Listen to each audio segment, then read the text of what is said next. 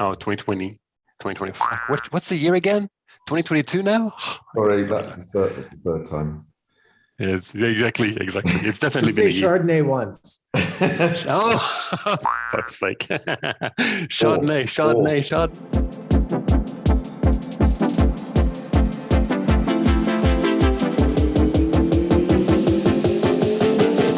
Welcome to the Wine Tech Insiders Holiday Christmas Hanukkah edition. It's the Insiders prediction for 2022. As always, we have our insiders with us. Jonathan from Bottlebooks. Hello. Nick from Wine Owners. Hello. Laurie from Oushinery. Hi, everyone. And of course, Seb from Troly. Good morning, boys and girls. What do you mean, of course? Always, of course. Always, of course. So we're going to hit some key topics that we've been talking about all in 2021 that have been recurring, and topics that will likely be hot, really interesting, be big topics again that we'll talk about in 2022. And we'll get our quick insiders predictions about these topics. First topic, events. Pro Wine, Vinexpo, London Wine Fair, events around the world have been on hold, have been canceled, have been sort of happening. What is your prediction for 2022? Jonathan? I think the best money is on events that have a hybrid or digital strategy as a key part of what they're doing. Events that have a pure physical strategy are super high risk because, as we saw with Omicron, you can have all your plans just completely evaporate literally overnight. So I think the digital and the hybrid events, they're going to hold their dates and they're going to deliver. You can count on those to happen. The rest, we can cross our fingers. Nick? Yes, and I think they will happen in some form, but I think there will be a hybrid between the experiential elements in situ, albeit perhaps more restricted, and the conference programs and other elements that lend themselves to virtual very well running alongside. So basically omni-channel. Laurie? And for me, what's really interesting is now we are entering into year 2 of this hybrid event. And, 2021 was a little bit, was it year 2 or year 3? I'm totally confused. How many years have we lived with the pandemic here? But, as it literally, like I'm drawing a blank. But just like wondering, like the more these hybrid events will happen, like the more they will become the norm, right? Like a one flash in the pan, like, oh, it's just 1 year, like it's a fix for like a situation. Like the more this kind of like repeat and become the norm. So even looking at 2023 now, even like, will this be still around? And not the pandemic part, but the hybrid is just like the default approach. That's when it comes to event. I'm super curious about that. Seb? Yeah, I agree. Hybrid all the way, especially considering business travel is probably not it's going to take a bit longer to come back. A lot of businesses have realized how much savings they can have in not traveling all that much. So business travel, definitely hybrid. And I think from a producer, direct to consumer kind of a standpoint, we're looking now at a new tool. We're looking at a channel by which we can reach people who otherwise cannot come and visit. So absolutely, hybrid models is there to stay. Yeah. Okay, supply chain. The supply chain troubles heightened near the end of this year. Still, people are wondering if they can have their New Zealand Sauvignon Blanc for Christmas, or whether their presents will arrive, or whether their renovations are going to cost more. Jonathan, what's the outlook for supply chain in 2022? I think it's mixed, but therein also is the opportunity. A slight tangent from supply chain is the digitalization of the supply chain, and I think that disruption that we're experiencing in the supply chain actually is going to create opportunities for digitalization to happen. That's been something that's been very slow to materialize in comparison to other industries, and I think the disruption might give some opportunities that under other circumstances might be more difficult to create for businesses. Nick? Yeah, I mean, talking to large wholesalers, importers in the UK, it's very challenging at the moment. The demand is huge. You know, there's massive demand for stock following the opening up earlier on this year, and the challenge is fulfilling that. So I think that the opportunity exists for people who are stockholders increasingly.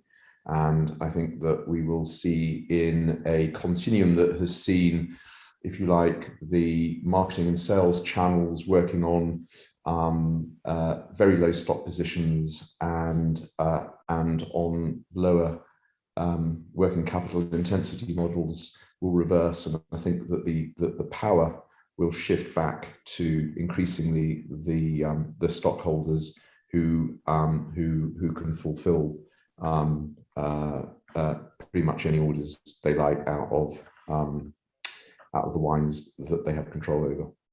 Have you seen, Nick? Have you seen any pressures upward on pricing? Yeah, very substantial pricing increases. So talking to bulk wine brokers in Bordeaux, cost of bulk wine has increased quite a bit. The cost of white bulk wine, so Sauvignon Blanc and that sort of stuff, has actually gone through the roof. And then in the fine wine end of the market, prices have firmed substantially this year, and I don't see that abating at this point. Very Interesting, yeah.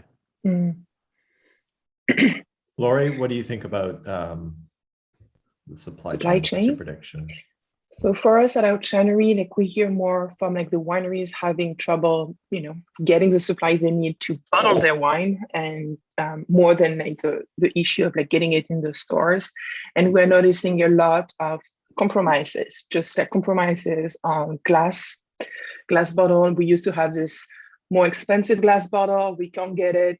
We're going to put it in that one and keep going. Or we're going to compromise and make bottle part of that wine in that bottle shape and part of that wine in another, which, you know, not drastically like different to say the consumer. There may be two burgundy shapes, but, you know, like just a kind of compromise just to make do that we would have not seen before supply chain woes.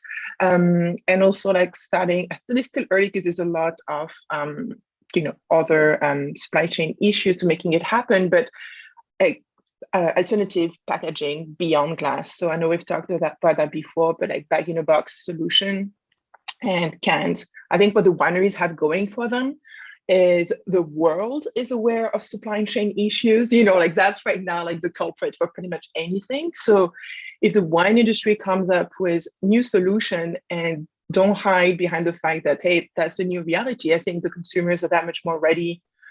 You know, we want wine to drink. It's like, okay, may it be in the can, so be it. Like, you know, like rather than no product at all. So really curious about the opportunity that it can actually unearth. But I feel for the wineries, like it's a lot of extra work and trouble with no clear end in sight. Like, yeah. It's like I think it's clear that supply chain woes are going to keep going well into 2022. It's not just wine specific, but wine is definitely being affected. And I think it's probably going to have, as Nick was mentioning, the pricing is starting to be affected a little bit. I have no doubt about that. And it might also start pushing a bit more towards more of the locally produced kind of a wines, right? So ultimately, this is nothing to do with COVID. I mean, COVID is not helping.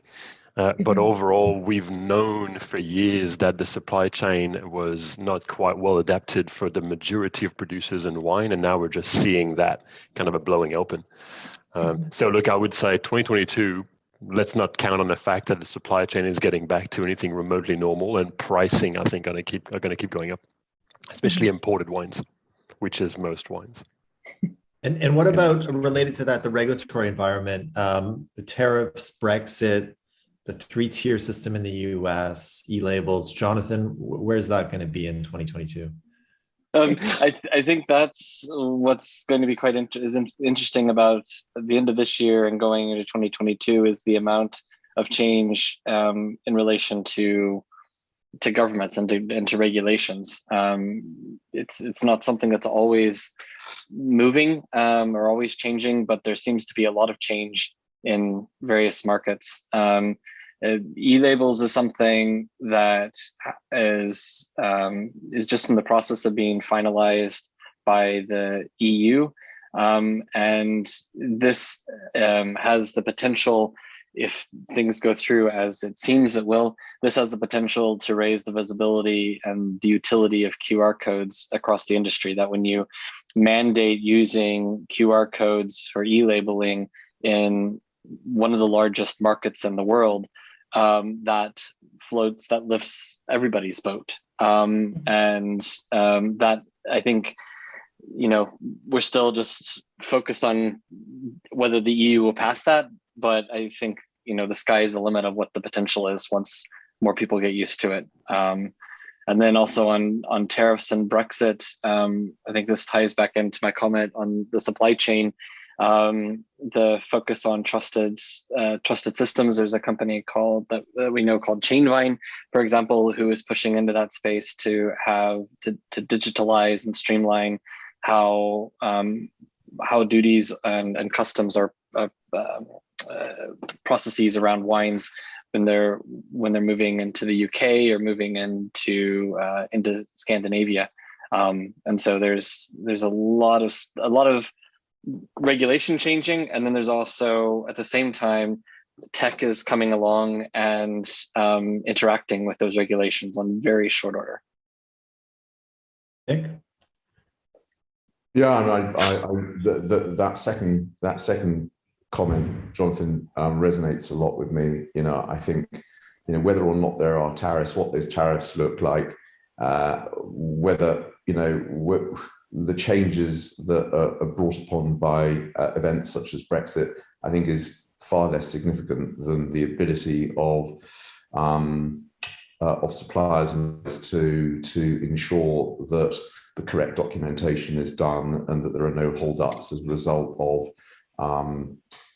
forms being incorrectly filled in, which is what we're hearing is happening an awful lot right now. So the sooner that space gets digitized, I think UK Customs is upgrading its systems next year as well, then the better, frankly.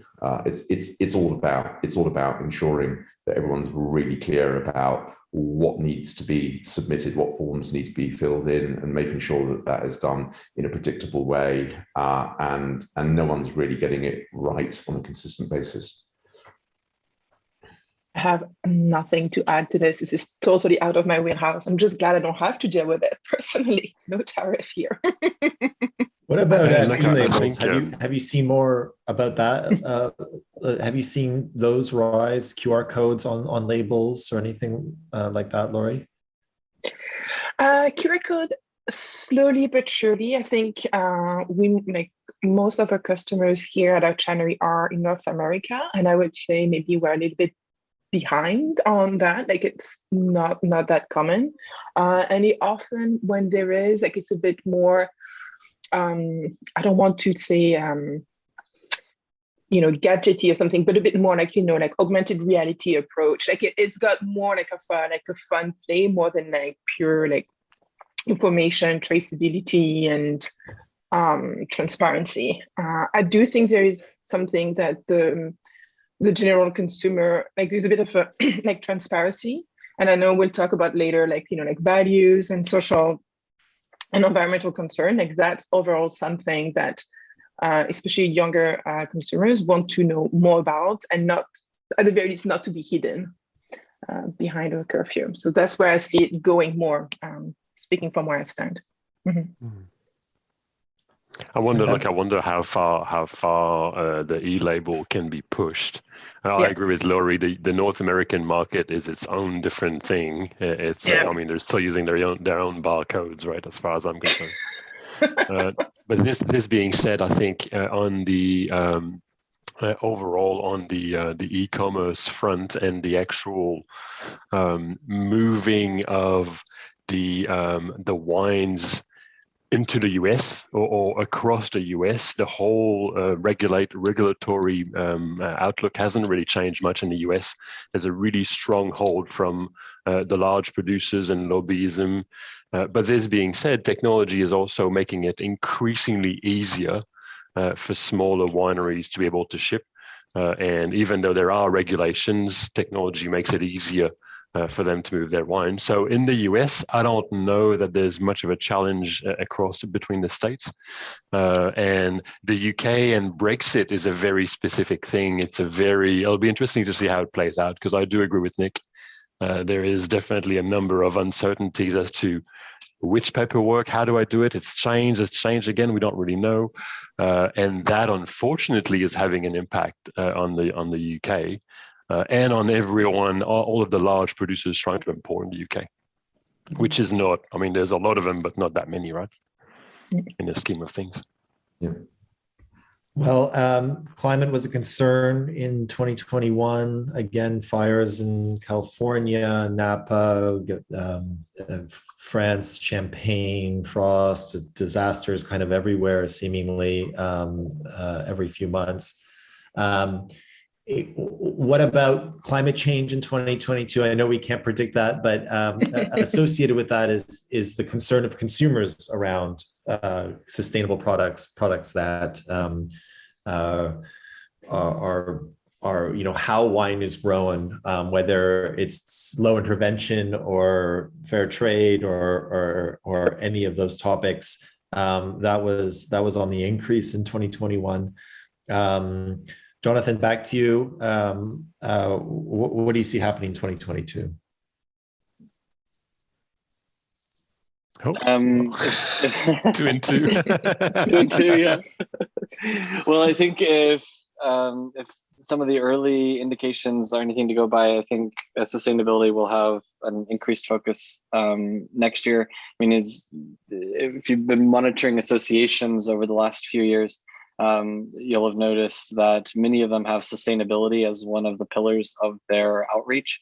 They each have, many of them have their own certification program or multiple certification programs for their wineries to communicate or to certify and then communicate about the practices they're doing. And looking ahead, I think maybe next year is where that starts to take the spotlight. South Africa definitely is putting this in the foreground with their Cape Wine in September with the headline Sustainability 360. So whereas the programs might have always been there in the past, at least there's some early indication that maybe they're getting pushed more to the foreground than they have been. Nick? Yeah, I mean, I think that I would like to think that 2022 is going to be the year where we see shifts in viticultural practice of a practical nature that address climate change and the effects of climate change. So particularly thinking about France and late frosts, there's much talked about high-ish tech solutions beyond the unecological alternative of burning candles in the vineyards in order to try and keep the temperature above -2 or -1. But what we're also starting to see is more forward-looking vigneron are starting to change their practices quite fundamentally. So, for example, undertaking a third late prune as late as April, which I guess has the benefit of a later bud burst, so that the buds aren't damaged by the frosts, and also provides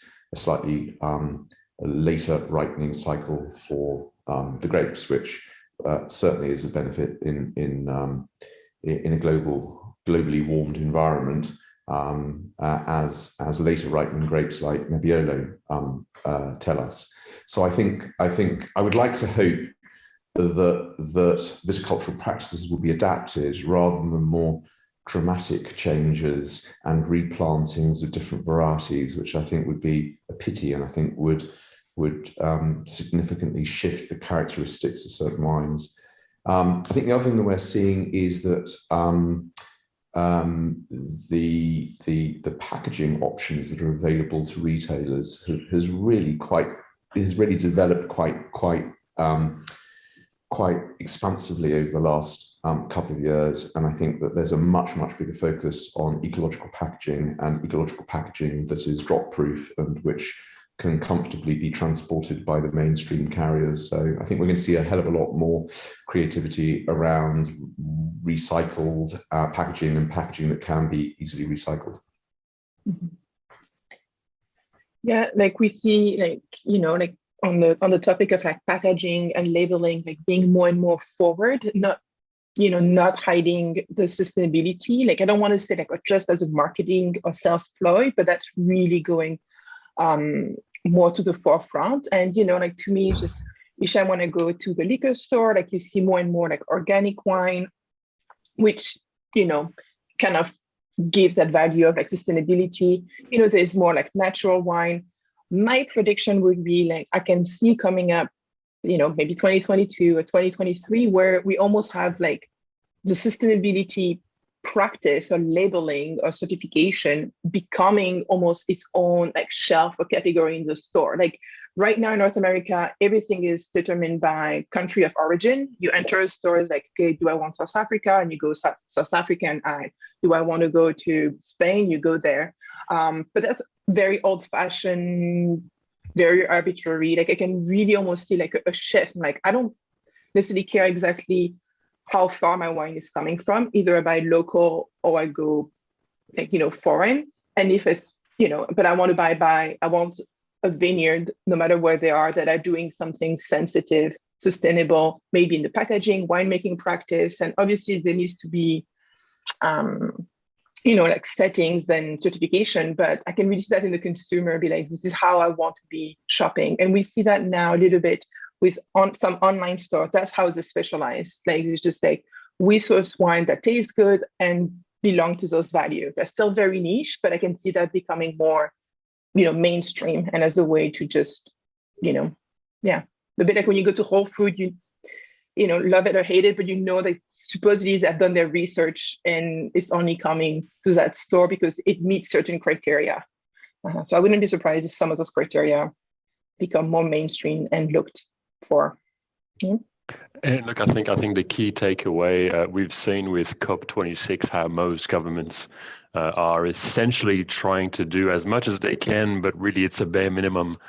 So climate will continue on changing. I do think it creates a number of opportunities on the wine growing regions. I'm curious to see how temperature differences is going to start opening up new, like the UK making more wine, especially if it's hard to import wine in, right? And if you're a producer and you have not recognized that consumer demand towards sustainable, towards organic, towards less heavily packaged kind of a products. If you're a producer and you haven't recognized this as a thing, it's probably about time that you get on the bandwagon, because consumers are increasingly aware, are increasingly feel like they're powerless, and their buying power is being directed towards these kind of products. So it's also an opportunity, given, as Laurie was saying, you walk into most bottle shops and you're looking for an organic wine. If you find 2 or 3 in different places on the shelves, well, good luck, right? So it's a real challenge as a consumer who really wants to be conscious of climate change issues, to actually find what they're after. So there's definitely an opportunity for small producers, or all producers really. Well, the last few years, we bought our Christmas socks, we got groceries, and we bought wine online. And this didn't happen as much before. E-commerce in wine had a bit of a boom, like all of e-commerce. Is this just a mirage? Will it just come down? Or is this really a launching point that there's no return from, where e-commerce, buying wine online, will just increase and become a much more important part of all commerce and all wine sales? Jonathan? I think that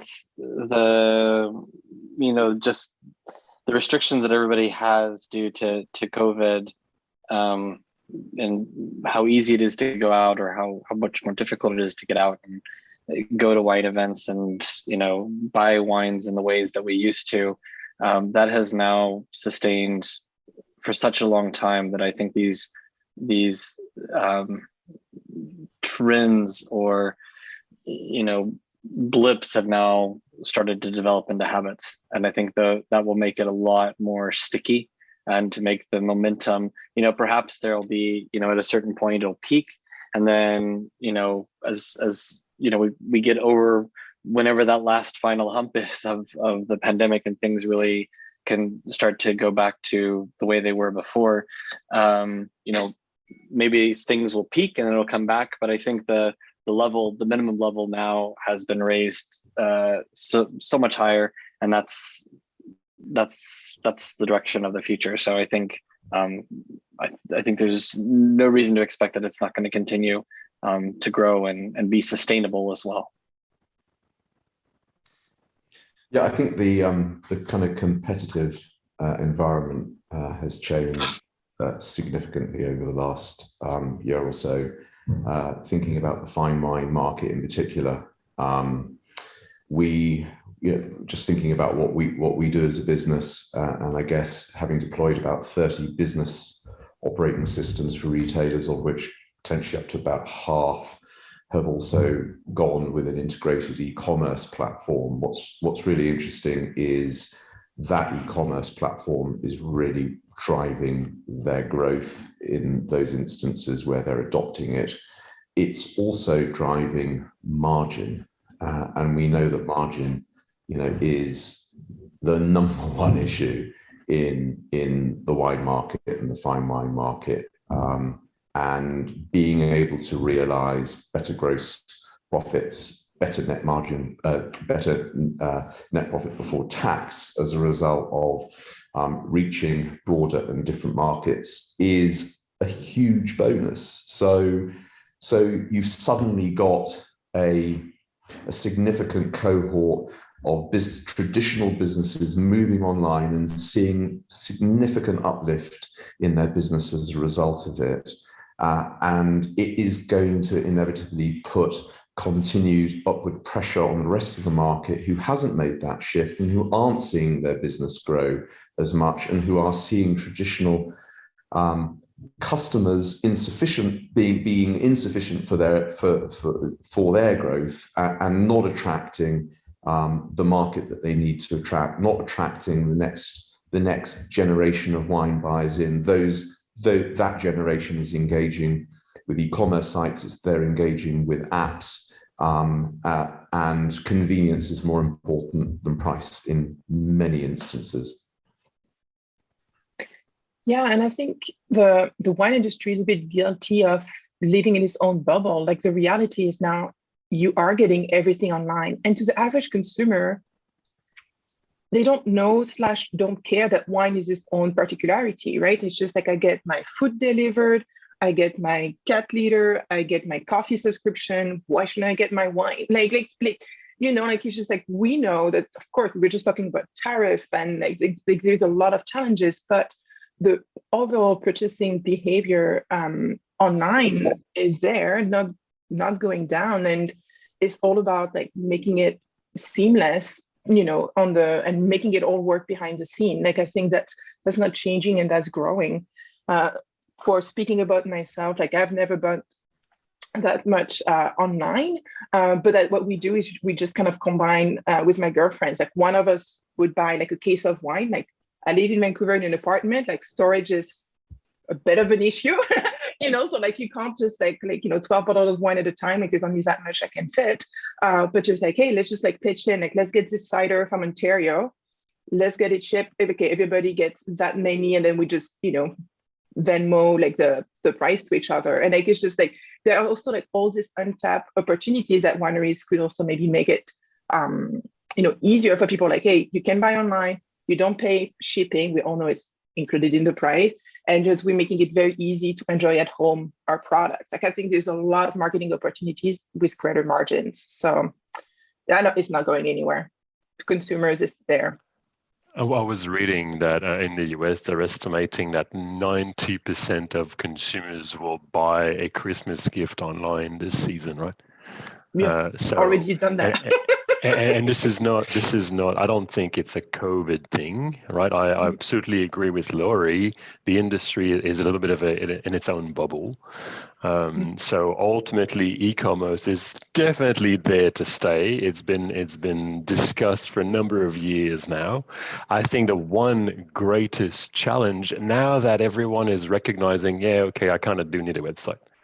And ultimately, the greatest challenge is really that as part of the industry, the product is highly subjective. And so how do we ship? How do we actually put our wines online? That's sorted. How do we find new customers for a product that's available in so many different forms and from so many different provenance, right? And that's where, like, you're looking at, how is a California winery going to discover me as a consumer? So that, I think, is where technology is going to increasingly start evolving towards. Simply because, as I was saying, the product is just too subjective. There's an oversupply in the market, and buying online, normally you're buying something that you're aware of. You're buying a pair of jeans of the brand and the size that you've worn before. You're buying a product that you've tasted before. You're buying something that you're comfortable with as a consumer. So I think we're now really going to start tackling the raw challenge of product discovery. That'll be interesting to see what comes out of it from different startups in the new year. Yeah. I find it exciting. Like, this is like, yeah. Oh, look, it's in to put it in my own words, it's about time, right? Well, you're going to startups. I mean, I think. Oh, Nick, you had something to. It's the second time you've used that word. we need a swear jar. You do. You need a jar. We need a jar. I think I'll just record you saying Chardonnay, and I'll just. That's a good idea, actually. Okay, so last topic, wine tech. With the Wine and Tech Insiders here, we have the behemoth in the room, Vivino, as always. Drizzly sold to Uber this year. We've talked about various other great startups, wine startups on this podcast. VC funding for alcohol was at a record at 1.25 billion in 2021. Give us one prediction for the wine tech world, something you think might happen, something to keep an eye on, something that's interesting. Jonathan. Well, I think it's hard to interpret all of the investment decisions or things that happened in the last year precisely because of 2020. So we know that in 2020, a lot of VCs and family offices sat on their money and played the wait and see game to see which direction things were going to go. And then when the vaccines came out and things started to reopen in 2021, they had to make up for lost time. And so things have been extremely frothy this year. And it's, a good amount of capital has come to the wine industry for sure. Could there be more? Absolutely. But I think even if you could say that over the last 2 years averaged out, it's still not amazing in the wine tech industry. The fact that it did happen this year means that there is extra visibility on wine tech, on the wine industry, that simply wasn't there 2 years ago. And that means that a lot more ideas are going to be able to be funded and made big, because I think everybody knows, especially when you doing tech startups, they do take a decent amount of investment. In the wine industry, I think it's safe to say that a wine tech in the wine industry takes even more capital than perhaps outside the wine industry, just due to the general complexity of the product. And so I think it's great that there's so much visibility in the wine tech space at the moment. Yep. So I'm going to predict that 2022 sees a trickle down from these big ticket deals, and that we see an awful lot more smaller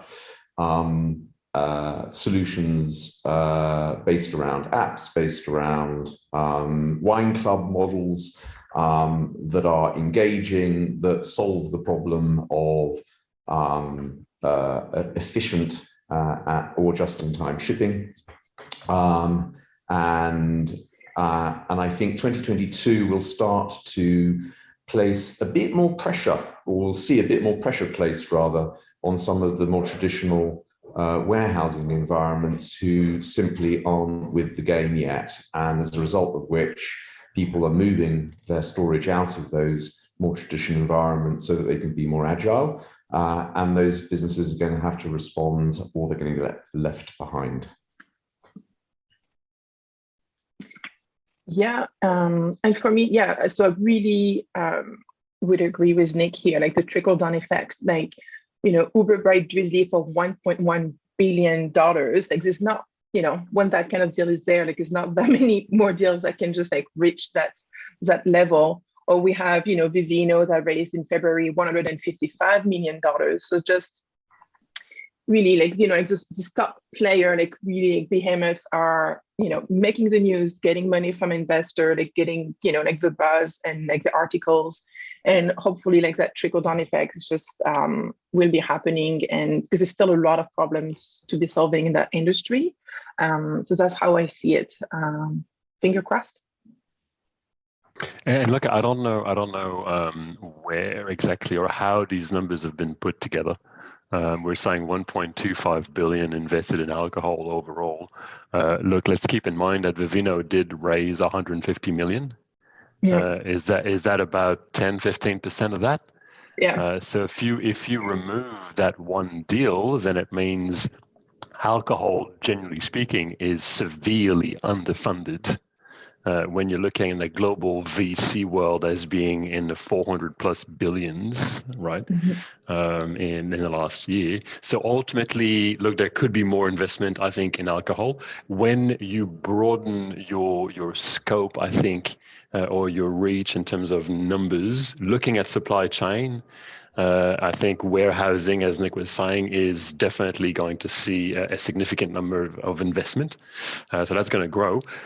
Look, with wine specifically, I think we've seen it over and over again that the scalability of wine is a real challenge. And you're looking at the Winks, you're looking at the Naked Wine, you're looking at a number of different wine startup which, you know, had the future, you know, to them, and somehow it still didn't quite work. The scalability is a problem. The subjectivity of the product is a problem. So I don't know that we're going to see an increase in investment, or even look, especially if you take Vivino out. I think if we reach another billion and a half in alcohol, beer, wine, and spirits next year, fair enough. I don't think we're going to see a growth on the actual alcohol-specific startups. But supply chain, warehousing, definitely. Well, thank you, Wine Tech Insiders. That was our predictions for 2022. Thank you again, Jonathan, Nick, Laurie, and Seb. We will see you all in the new year after after the holidays. Have we successfully done one episode pretty religiously every 2 weeks this year? We've skipped a few, but it's pretty close. Nice. Well done, boys and girls. Well done. Nice one. Happy holidays, guys. Cheers all. Happy holidays, everyone. Happy holidays. Take it easy. Ciao. Bye-bye. Bye. Everyone's just disconnecting.